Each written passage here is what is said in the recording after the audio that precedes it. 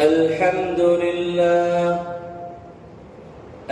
لله نحمده ونستعينه ونستغفره ونؤمن به ونتوكل عليه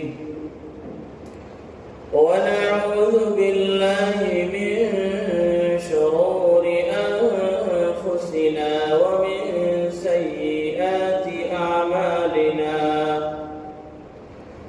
من يهده الله فلا مضل له ومن يضلله فلا هادي له وأشهد أن لا إله إلا الله وحده لا شريك له وأشهد أن سيدنا وحبيبنا وحبيب ربنا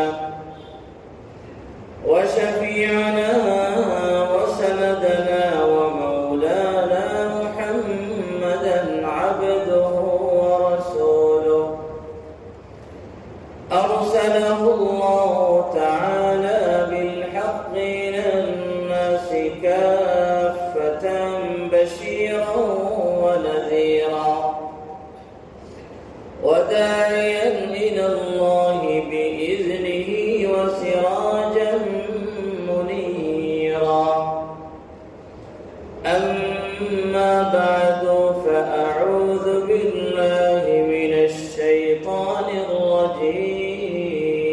الرجيم بسم الله الرحمن الرحيم يا أيها الذين آمنوا اجتنبوا كثيرا من الظن إن بعض الظن إثم ولا تجسسوا ولا يغتب بعضكم بعضا أيحب أحدكم أن يأكل لحم أخيه ميتا فكرهتموه واتقوا الله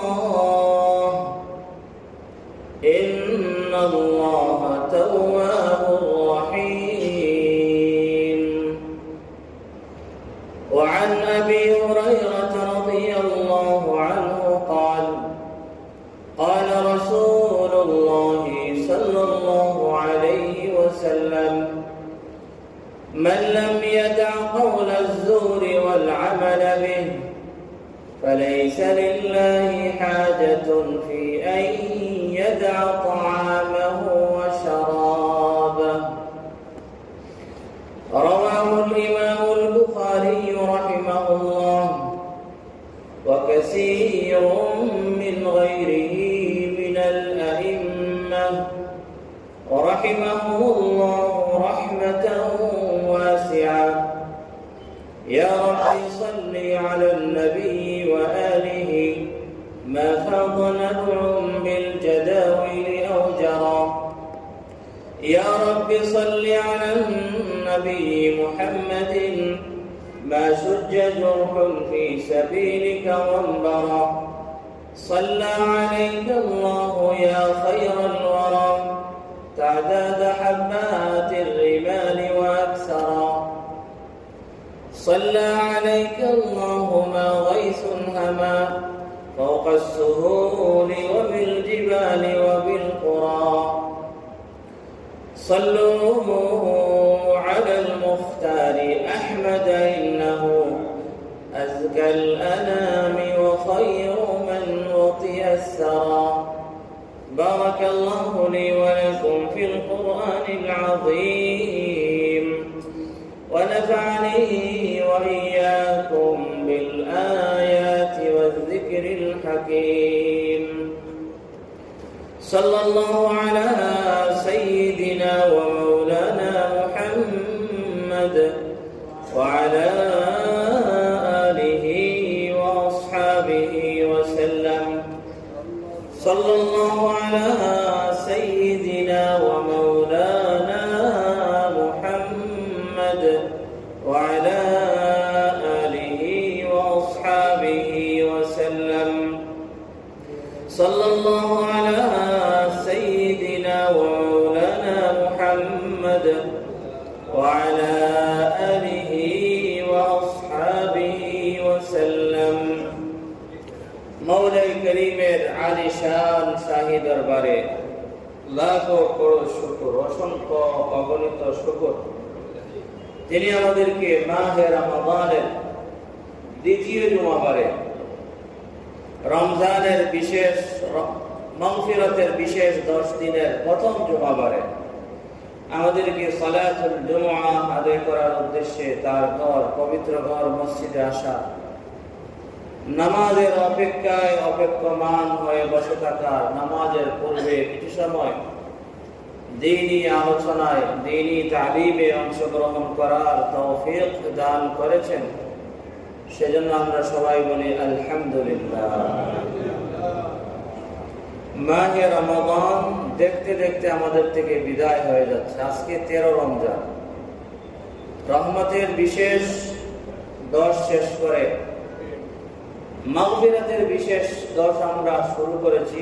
সেই মাগফিরাতের 10 এর 3 দিন আজকে চলে যাচ্ছে। এরকম দেখতে দেখতে আমাদের থেকে মাহে রমাদান বিদায় হয়ে যাবে। কিন্তু আমরা কে কতটুকু আমল করে মাহে রমাদানের খায়র ও বরকত, মাহে রমাদানের রহমত, মাগফিরাত, নাজাত অর্জন করতে পেরেছি বা পারছি বা পারব, এটা আমাদের মওলাই ভালো জানেন এবং আমাদের সদিচ্ছার উপরও অনেকটা এটা নির্ভর, আমাদের অবস্থার উপর নির্ভর। মাহে রমাদানের দিনের বেলা রোজা, রাতের বেলা তারাবিহ এবং তাহাজ্জুদ সহ রমজানে আমরা যে সমস্ত ইবাদত আদায় করি, সেই সমস্ত ইবাদতের বদৌলতি, ইবাদতের তুফাইলেই আল্লাহ সুবহানাহু ওয়া তাআলা আমাদেরকে মাহে রমাদানের খায়র ও বরকত দান করে থাকেন। কিন্তু কোনো কোনো সময় দেখা যায় আমাদের ভুলের কারণে আমরা তো আমল করি ঠিকই, কিন্তু আমরা আমলের সওয়াব পাই না। আমাদের ভুলের কারণে আল্লাহ পাক আমাদেরকে ইচ্ছা করে বঞ্চিত করতে চান না, কিন্তু আমাদের ভুলের কারণে আমাদের নেক আমল হয়তো একেবারেই নষ্ট হয়ে যায়, অথবা নেক আমলের যে দায়ভার গাড়ির উপরে আছে সেটি কোনো মতো আদায় হলেও নেক আমলের মাধ্যমে যে সওয়াব এবং প্রতিদান পাওয়ার কথা সেটি থেকে আমরা আল্লাহ মাফ করে অনেকে মাহরুম হয়ে যাই। হয়তো নিজের ভিতরে ভুল ত্রুটি থাকার কারণে আমলটাই একেবারে বরবাদ হয়ে যায়। যেমন কোনো ব্যক্তি রোজা রাখলো, কিন্তু রোজা রেখে রোজা ভঙ্গকারী কোনো কাজ করে ফেললো, সারাদিন উপবাস থেকে কোনো লাভ নাই। কোনো ব্যক্তি যে সূর্য ডুবার আগে যদি এমন কোনো কাজ করে বসে যে কাজের কারণ রোজা নষ্ট হয়ে যায়, তাহলে সেই সারাদিন 12 ঘন্টা সে 13 ঘন্টা রোজা, 12 ঘন্টা সে অথবা 12.5 ঘন্টা অথবা 13.5 ঘন্টা রোজা রেখেছে, কিন্তু সূর্যাস্তর আগে বা কিছু আগে সে রোজা ভঙ্গকারী কোনো কাজ করে না। তখন সারাদিনের উপবাস থাকার মধ্যে কোনো ধরনের কোনো লাভ নাই। লা তুবতিলু আমালাকুম, আল্লাহ পাক আমাদেরকে বড় মায়ার ডাক দিয়ে বলছেন, তোমরা তোমাদের আমলকে নষ্ট করো না। আমি তো তোমাদের আমলের প্রতিদান দিতে চাই, কিন্তু তোমাদের ভুলের কারণে যদি তোমাদের আমল নষ্ট হয়ে যায়, সেখানেই সমস্ত অপরাধ হচ্ছে তোমাদের। আমি ওই রকম আমল ইচ্ছা করে নষ্ট করি না, বরং তুমি নষ্ট করেছো বিদায় তোমার আমলটি আমি কবুল করি না। আবার কোনো কোনো সময় এমন হয় রোজা অবস্থায় রোজা ভঙ্গকারী ব্যক্তি কোনো কাজ করে নাই, কিন্তু এমন কিছু কাজ করে বসলো, এমন কোনো কাজ করে বসলো যে কাজের কারণে রোজার সওয়াব নষ্ট হয়ে যায়। এই ব্যক্তিও কপাল পোড়া। ওই ব্যক্তি যেরকম কপাল পোড়া, বঞ্চিত, এই ব্যক্তিও বঞ্চিত। বাহ্যিকভাবে রোজা ভঙ্গকারী কোনো কাজ সে করে নাই, যার কারণে রোজার যে একটা দায়িত্ব ছিল এটা হয়তো কোনো মতো আদায় হয়ে যাবে, কিন্তু ওই যে গত 2 সপ্তাহ আমরা রোজার ফজিলত এবং মর্যাদা সম্পর্কে যা আলোচনা করেছি, সেগুলির সবকিছু থেকে সে হয়তো বঞ্চিত হবে। যদি আল্লাহ পাক তাকে মাফ করে না দেন, ওই অপরাধকে, ওই ভুলকে আল্লাহ পাক যদি ক্ষমার দৃষ্টিতে না দেখেন, তাহলে তার সারাদিনের রোজার সওয়াব তার গলতের কারণে, তার ভুলের কারণে একেবারে দুনিশ্বাত হয়। নবীজি সাল্লাল্লাহু আলাইহি ওয়াসাল্লাম হাদিসের মধ্যে বলেছেন, হযরত আবু হুরায়রা রাদিয়াল্লাহু তাআলা আনহু থেকে বর্ণিত, বুখারী শরীফ সহ অনেক বিশুদ্ধ হাদিসের গ্রন্থের মধ্যে এসেছে। বুখারী শরীফের মধ্যে 1903 নম্বর হাদিস, আল্লাহর হাবিব সাল্লাল্লাহু আলাইহি ওয়াসাল্লাম বলেন, মান লাম ইয়াদা কাওলা আয-যুরি ওয়াল আমালা বিহি ফালাইসা লিল্লাহি হাজাতুন আন ইয়াদা তাআমাহু ওয়া শারাবাহু। যে ব্যক্তি রোজা রেখে মিথ্যা থেকে বাঁচতে পারল না, যে ব্যক্তি রোজা রেখে অন্যায়, অবিচার, মিথ্যা থেকে বাঁচতে পারল না এবং গুনাহের কাজ ছাড়তে পারল না, সেই ব্যক্তির উপবাস থাকার প্রতি আল্লাহ মুহতাজ নন। অর্থাৎ সেই ব্যক্তির রোজাকে আল্লাহ সুবহানাহু ওয়া তাআলা কবুল করবেন না। এখানে লজিক্যালি একটা বিষয় আছে। সকাল থেকে, ফজর থেকে শুরু করে মাগরিব পর্যন্ত, সূর্যাস্ত পর্যন্ত আমি এমন কিছু হালাল জিনিস থেকে বিরত থাকছি যেগুলি ওই নির্দিষ্ট সময়ের ভিতরে আমার জন্য নিষিদ্ধ, কিন্তু এর আগে বা পরে আমার জন্য হালাল। যেমন ভাত খাওয়া, ফজরের আজান হওয়ার আগ পর্যন্ত আমাদের জন্য হালাল না? হ্যাঁ, ফজরের আজান হওয়ার আগ পর্যন্ত, সেহরির সময় শেষ হওয়ার আগ পর্যন্ত আমাদের জন্য ভাত খাওয়া হালাল, খেজুর খাওয়া, সব হালাল জিনিস খাওয়া হালাল। যখন মুয়াজ্জিন সাহেব বলে ফেলবেন সময় শেষ অথবা আজান দিয়ে ফেলবেন, তারপর থেকে ওই হালাল জিনিসটি থেকে আমরা বিরত থাকছি, যেহেতু আল্লাহ নিষেধ করেছে। কতক্ষণ পর্যন্ত আমরা বিরত থাকছি? ওই সূর্যাস্ত পর্যন্ত, মাগরিবের আজান পর্যন্ত, মাগরিবের আজান হওয়ার আগ পর্যন্ত আমরা বিরত থাকছি। তো কোন জিনিস থেকে বিরত থাকছি? পানাহার থেকে বিরত থাকছি এবং রোজা ভঙ্গকারী বিষয় থেকে বিরত থাকছি, যেগুলি আপনার ওই নির্দিষ্ট সময়ের বাহিরে আমার জন্য করা যায়।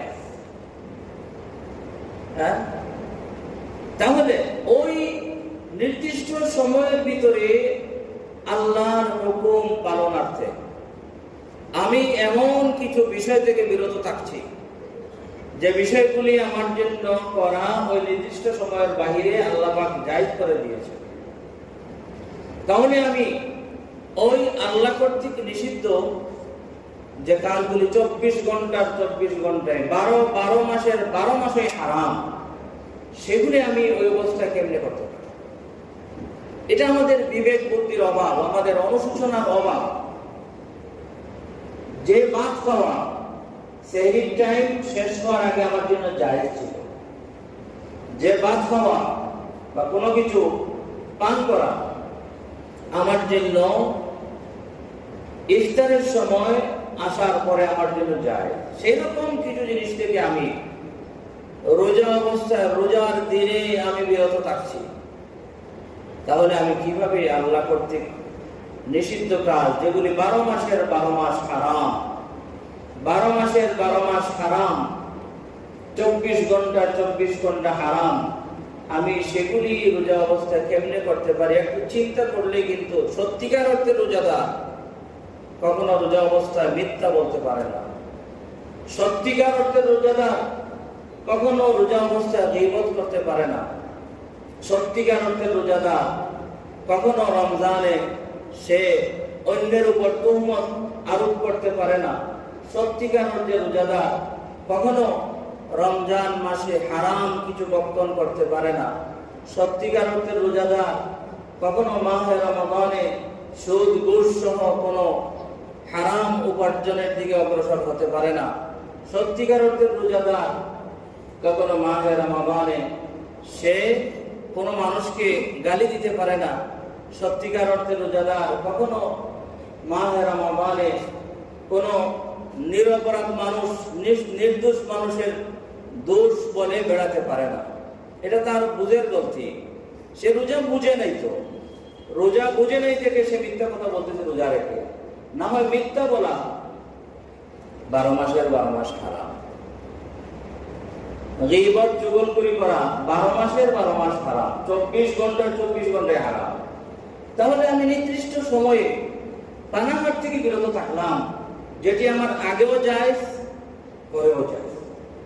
তাহলে ওই অবস্থায় এমন কাজ করতে পারি কেমনে যেটা এর আগেও জায়েজ নয়, এর পরেও জায়েজ নয়। সমস্যা হচ্ছে আমরা অনেকেই অনেক সময় বলি, আমার কথাই বলতেছি, আমরা অনেক সময় আমরা ইবাদতকে এমন ভাবে আদায় করি যে ইবাদতের ভিতরে কোনো জান বা রোগ নাই। প্লাস্টিকের ইবাদত, প্লাস্টিকের বন্দুক যদি কোনো অপরাধের দিকে যদি লাগানো হয় তাহলে সে ভয় পাবে। সেজন্য আমাদের শয়তানের আক্রমণ আমাদের উপরে আসে কেন? আমাদের ইবাদতের কোনো ভ্যালু নাই, ইবাদতের ভিতরে সার নাই।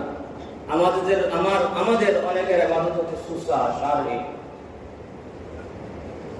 সেজন্য নবীজি বলছেন বুখারী শরীফের হাদিস, যে ব্যক্তি রোজা রেখে মিথ্যা বলা ছাড়তে পারলো না, মিথ্যার উপর আমল করা ছাড়তে পারলো না, বাতিল অন্যায় অবিচার ছাড়তে পারলো না, শরীয়ত বিরোধী কাজ ছাড়তে পারলো না, ফালাইসা লিল্লাহি হাজাতুন ফি আন ইয়াদা তাআমাহু ওয়া শারাবা, সেই ব্যক্তির সারাদিন উপবাস থাকার মধ্যে কোনো লাভ নেই।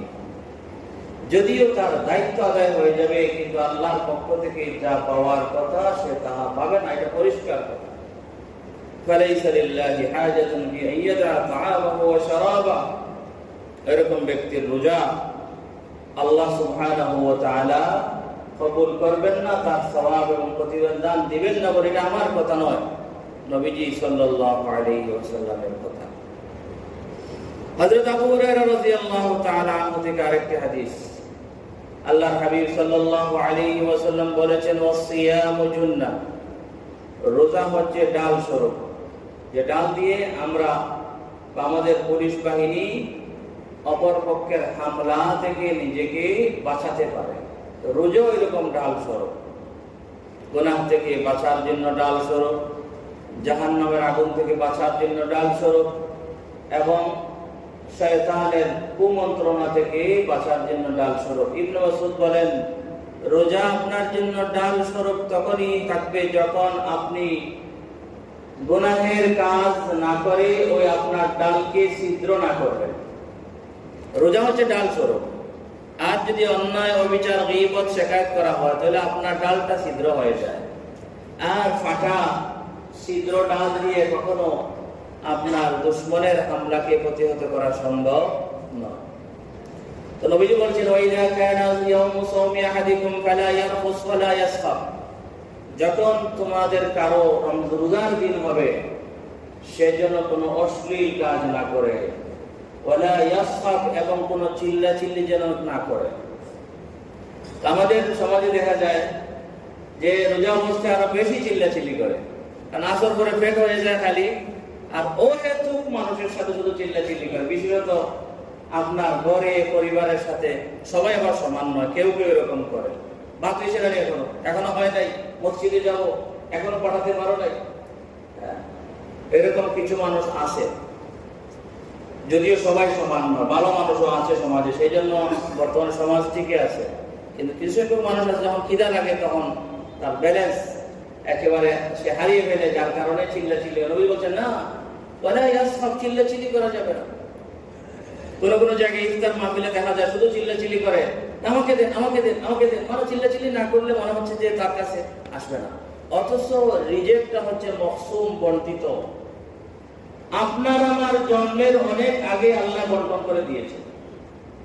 হাদিসের মধ্যে আসছে কোন মানুষ ততক্ষণ পর্যন্ত মরবে না হাত্তা তাস্তাকমিলা রিজকাহা, একেবারে রিজেকের শেষ দানা গ্রহণ না করা পর্যন্ত কোন ব্যক্তির মৃত্যু আসবে না। আপনারা একটু চিন্তা করলে দেখতে পারবেন যে এই যে ছোট বাচ্চারা যারা দুনিয়াতে আসে, বাচ্চা প্রসবের আগে কিন্তু মার স্তনে দুধ থাকে না, বাচ্চা যখন দুনিয়াতে ভূমিষ্ঠ হয় অটোমেটিকলি দুধ চলে আসে। বাচ্চাকে আল্লাহর কাছে দোয়া করছে না, বাচ্চার তো দোয়ারই মিজাজই হয়ে যায়। বাচ্চা প্রসবের আগে কোনো কিছু নাই, বাচ্চা প্রসব হওয়ার পরে ওইটাকে আবার চুলাতে গরমও দিতে হয় না। শীতের দিন এত ঠান্ডা দুধ খাবে কেমন না, এটা এমন তাপমাত্রা থাকে যে বাচ্চা সুস্থতার উপযোগী। বাচ্চা কখনো চায় নাই, দোয়া করে নাই আল্লাহর কাছে আল্লাহ আমাকে খাবার দাও, এরকম কিছু দোয়াই করে নাই। খাদ্য আমরা সবাই তো পেলে যায়, আল্লাহ অটো করে দিয়েছে। যখন জন্মগ্রহণ করে অটোমেটিকলি মার মুখে দুধ চলে আসে, তখন বাচ্চার রিজেক আল্লাহ সুবহানাহু ওয়া তাআলা জারি করে দেন। যে বাচ্চা তার রিজেকের কথা আল্লাহর কাছে চাওয়ার মতো বয়স হয় নাই, সেই বাচ্চাকে আল্লাহ সুবহানাহু ওয়া তাআলা রিজেক দিচ্ছেন নাকি দিচ্ছেন? অটো চলে আসে। ছোটবেলা করে মজার ব্যাপার, যখন বাবার সাথে কোনো দিকে বের হতাম কোনো টেনশন নেই, গাড়ি ভাড়া বলেন, নৌকা ভাড়া বলেন, খাবার কোনো টেনশন নেই। বাবার সাথে বের হলে কোনো টেনশন নেই। বড় হওয়ার পরে এরকম হয়েছে, আপনারা তো হয়তো এরকম ফিল করেছেন।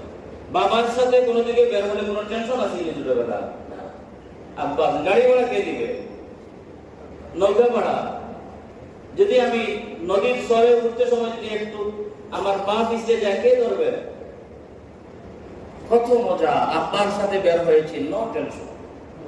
কিন্তু আব্বার রব যার একজন আছেন, আব্বা চলে যাওয়ার পর ওই আব্বাকে যিনি চালাচ্ছেন তিনি আমাকে চালাবেন, সেই বিশ্বাসটা আমাদের অনেকের ভিতরে পরিপূর্ণ মজবুত নয়। সেজন্য অনেক সময় বলা যায় ছোট শিশুদের ঈমান অনেক সময় আমাদের বড়দের থেকে আরো শক্তিশালী। কোনো টেনশন নেই, এই বাবার সাথে আসতে মসজিদে যাচ্ছে, কি খাবে, কি করবে, কোথায় থাকবে, কোন টেনশন নেই। যে তার একটা বিশ্বাস আছে যে আমার আব্বা আছেন আর আমার আব্বাকে আমার আব্বার রব চালাবেন, বাস একটা সুন্দর বিশ্বাস। কিন্তু যখন বড় হই আমরা বিভিন্ন পাপ করি, পাপের কারণে আমাদের ঈমান দুর্বল হয়ে যায়। সুতরাং যে বাবার সাথে বের হলে কোনো টেনশন থাকতো না আমাদের, সেই বাবার রবের উপর যদি আমাদের ঈমান থাকে তাহলে তো একেবারেই কোনো টেনশন থাকার কথা না। যাই হোক, বলা হয়েছে বলা ইয়াসফাম, রোজাতে চিল্লাচিল্লি নেই, ইফতারে বসেছি একেবারে নিজেকে যা আছে আসবেই। ছোটবেলা যখন মায়ের পেট থেকে দুনিয়াতে এসেছিলাম তখন চিল্লাচিল্লি ছাড়াই, চাওয়া ছাড়াই আল্লাহ পাক ব্যবস্থা করে দিয়েছে। আল্লাহ পাক ব্যবস্থা করবেন। এরপরে বলতেছেন ফাইন সাবাহু আহাদুনা ওয়া শাতামা ফালিয়াকুল ইন্নী ইমরুউন সাইম, যদি অন্য কোনো ব্যক্তি গালাগালি করতে চায় আপনার সাথে অথবা মারামারি দিতে চায় তখন আপনি বলে দিবেন ভাই আমি রোজাদার, আপনার সাথে গালাগালি মারামারিতে আমি ফাইটিং এ আমি যেতে পারবো না। সুতরাং রোজা অবস্থায় রোজাকে হেফাজত না করলে কিন্তু রোজার সওয়াব বরবাদ। হযরত জাবির রাদিয়াল্লাহু তাআলা আনহু থেকে বর্ণিত, নবীজি সাল্লাল্লাহু আলাইহি ওয়াসাল্লাম বলেছেন ইযা সুমতা ফালিয়াসুম সামউক, যখন তুমি রোজা রাখবে তোমার কানও যেন রোজা রাখে, ওয়ালিয়াসুম বসরু, এবং তোমার দৃষ্টিশক্তি চক্ষু যেন রোজা রাখে, ওয়ালিসানু, এবং তোমার জবানও যেন রোজা রাখে, ওয়াদা আলাল খাদিম, এবং রোজা অবস্থায় খাদিম খদ্দাম সেবক সেবিকা যারা আছে তাদেরকে কষ্ট দেওয়া থেকে বিরত থাকো, ওয়ালিয়াকুন আলাইকা ওয়াকারুন ওয়া সাকিলা, আর রোজাদার ব্যক্তির উপর একটা ভাব গাম্ভীর্যতা, সুকুন, শান্তি প্রশান্তির ভাব প্রতিফলিত হওয়ার দরকার। এরপরে বলতেছেন যে ওয়ালা তাজআল ইয়াওমা সাওমিকা ওয়া ইয়াওমা গায়রি সাওমিকা সাওয়া, তুমি তোমার রোজার দিন এবং রোজার দিন ছাড়া অন্যান্য দিনকে সমান মনে করিও না। সুতরাং রোজা রেখে জবানকে গীবত, শিকায়ত থেকে, মিথ্যা বলা থেকে, অন্যকে গালি দেওয়া থেকে, অন্যের হক নষ্ট করা থেকে বিরত রাখতে হবে এবং সাথে সাথে কানকেও হেফাজত করতে হবে। আমরা অনেক সময় আমরা আমাদের মুখ দিয়ে কোনো একটা মিথ্যা কথা বা গীবত, শিকায়ত আমরা অনেক সময় না করে আমাদের মুখকে হেফাজত করি, কিন্তু আমাদের কানকে হেফাজত আমরা করি না। একজন যদি গীবত করে তাহলে দেখা যায় তার গীবতে খুব মজা লাগে, এগুলো একেবারে দেখা যায় যেমন ওই যে ওইখানে কর্নারে বিক্রি করে আপনার ওই আনারসের ভর্তা, গীবত করতে ওইরকম অনেকে আনারসের ভর্তার মতো এরকম স্বাদ অনুভব করে। আবার যারা শুনে দেখা যায় যেমন শোনার মতো আলাদা একটা স্বাদ অনুভব করে। এমনকি এরকম হয়, আল্লাহ মাফ করো, একজন গীবত করতেছে আরেকজনের, এখন দেখা যায় যার কাছে গীবত করতেছে সে বলে, আরে ভাই আপনি কি বলেন, ওনার ভিতরে আরো এরকম আছে। অর্থাৎ যেমন কি আগে শুধু আনারসের আচার ছিল, এর মধ্যে একটু লবণ দিল, আরেকটু মরিচ দিল, আরেকটু কাসুন্দি নাকি দিল।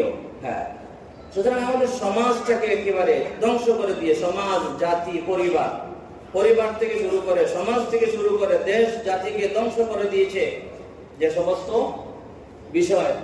তার থেকে উল্লেখযোগ্য একটি বিষয় হচ্ছে গীবত, শিকায়ত এবং তুহমত, অপবাদ।